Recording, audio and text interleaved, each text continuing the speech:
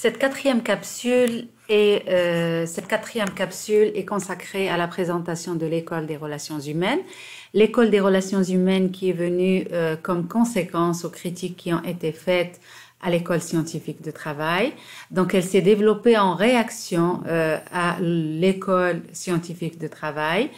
Elle avait aussi, dans la continuité de l'école scientifique de travail, elle avait proposé un cadre d'analyse unique et universel, c'est-à-dire une seule méthode aussi, mais en intégrant une nouvelle dimension, à savoir l'homme en tant qu'individu et membre d'un groupe.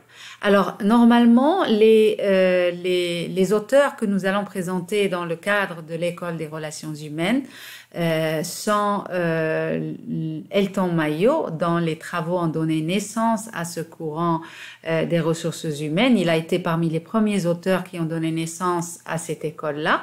Nous allons aussi présenter les travaux de Maslow, de Herzberg et de MacGregor.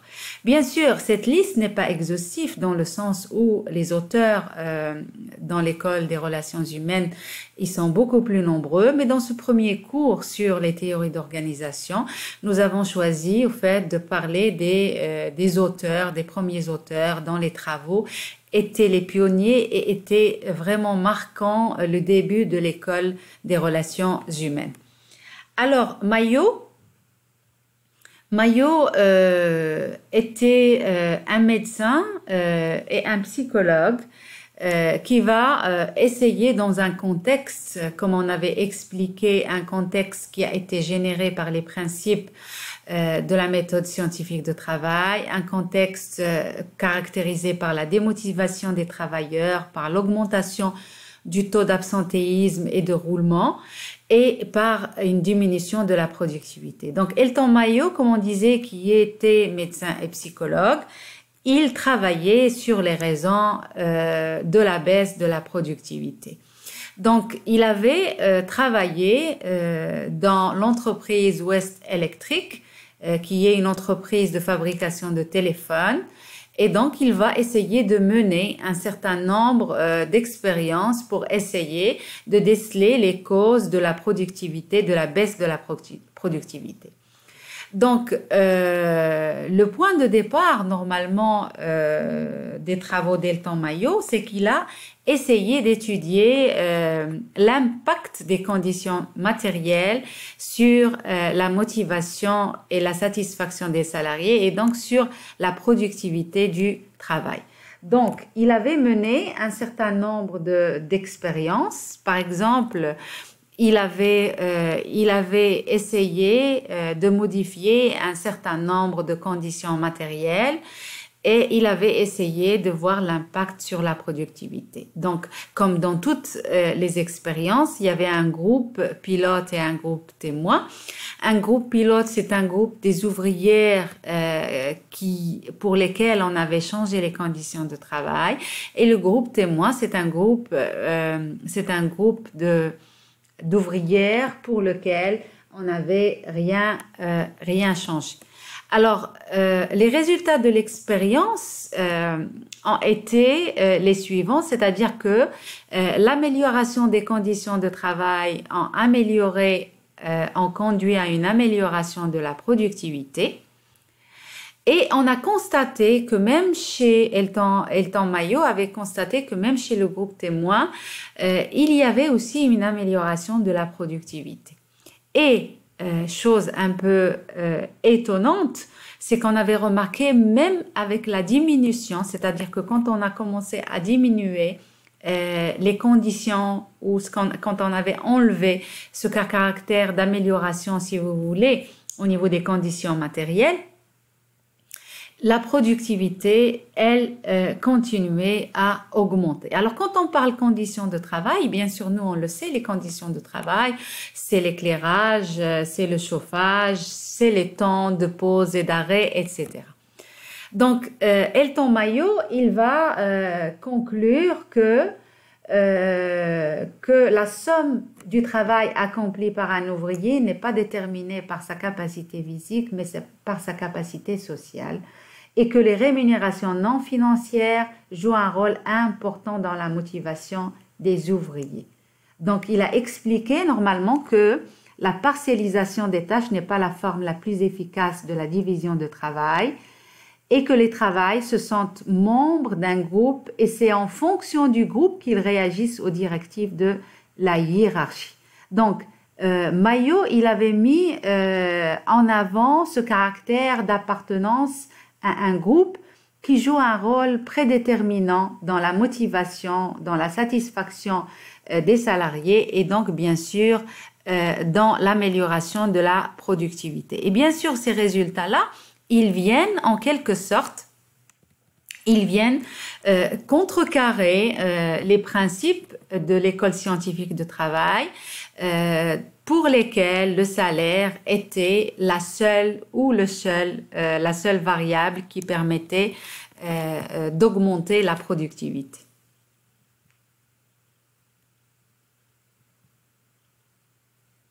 Donc, il conclut normalement que ce ne sont pas les facteurs matériels qui sont déterminants dans l'efficacité du personnel, mais ce sont plutôt des facteurs d'ordre psychosociaux comme un environnement social favorable, une bonne entente et cohésion du groupe dans lequel travaille l'ouvrier, l'acceptation du travail par le groupe, les bonnes relations avec l'encadrant et les rémunérations, bien sûr, non économiques. Et donc, les résultats ou les principaux résultats de son travail, c'est que la somme du travail accompli par un ouvrier n'est pas déterminée par sa capacité physique, mais par sa capacité sociale. Les rémunérations non financières jouent un rôle très important. La division de travail n'est pas la forme la plus efficace de la division de l'organisation. Et les travailleurs se sentent membres d'un groupe et c'est en fonction du groupe qu'ils vont réagir aux directives de la hiérarchie.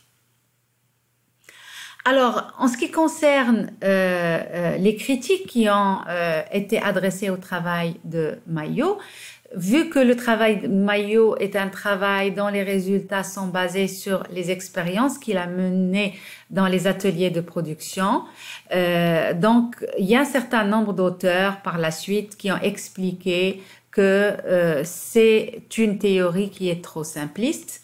On avait expliqué aussi, certains auteurs ont avancé que l'amélioration des relations humaines ne contribue pas forcément à l'augmentation de la productivité. Certains auteurs aussi ont insisté sur le dispositif expérimental qui peut modifier le comportement du sujet de l'expérience, c'est-à-dire que les ouvrières se sentant observées, elles peuvent avoir un comportement différent par rapport au comportement qu'ils auraient eu d'habitude dans les ateliers de production. Et donc, on peut penser que le comportement des ouvrières testé par Elton Maillot a été influencé par la présence des chercheurs. Et donc, la bonne ambiance de travail créée est surestimée. Et là, ce sont les principales critiques qui ont été adressées au travail d'Elton Maillot. Donc, par la suite, quand on parle de l'école des relations humaines, automatiquement, on parle du travail et de l'apport de Maslow. Et quand on dit Maslow, on parle de la hiérarchisation des besoins. C'est-à-dire que l'apport de Maslow a été de pouvoir présenter une classification de besoins, une classification présentée sous forme de pyramide dans lesquelles les besoins sont présentés en 5 groupes. Les besoins, bien sûr, physiologiques qui concernent tout ce qui est besoin de survie, le besoin de manger, de boire, d'être logé et d'être vêtu. Les besoins de sécurité qui concernent le fait d'avoir besoin d'avoir un emploi stable, donc travailler par exemple avec un contrat à durée indéterminée, d'avoir un logement, c'est-à-dire d'être propriétaire d'un logement au lieu d'être locataire, etc. Les besoins d'appartenance, ce sont d'autres types de besoins, c'est-à-dire que quand l'individu il va satisfaire les besoins de sécurité physiologique, il va sentir le besoin, par exemple, appartenir à certaines classes sociales, et là, ça va impliquer un certain nombre de choix en matière peut-être des quartiers dans lesquels on va habiter, les écoles qu'il va choisir pour les enfants, les marques qu'il va mettre, les clubs de gym qu'il va fréquenter, etc.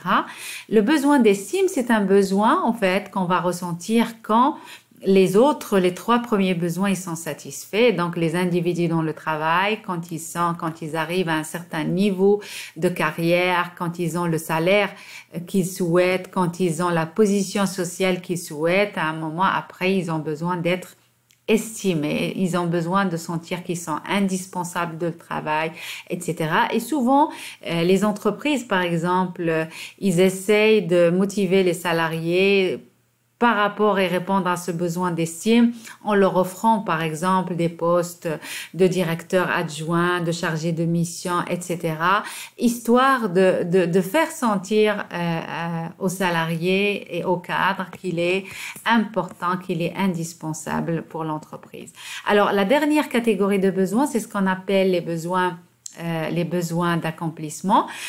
C'est un type de besoin dans lequel l'individu, il a besoin d'accomplir un certain nombre de tâches et de choses pour s'accomplir, comme par exemple un cadre qui travaille dans une entreprise, qui gagne très bien sa vie, qui n'a besoin de rien et qui va avoir besoin de créer une entreprise parce qu'il a envie de sentir cette expérience d'entrepreneuriat, de vivre l'expérience, de mener le projet à bout et de réussir en fait le projet.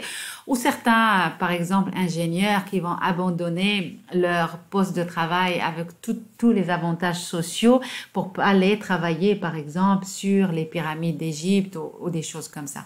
Alors, l'intérêt de la pyramide de Maslow, c'est que Maslow, il explique pour savoir motiver les salariés.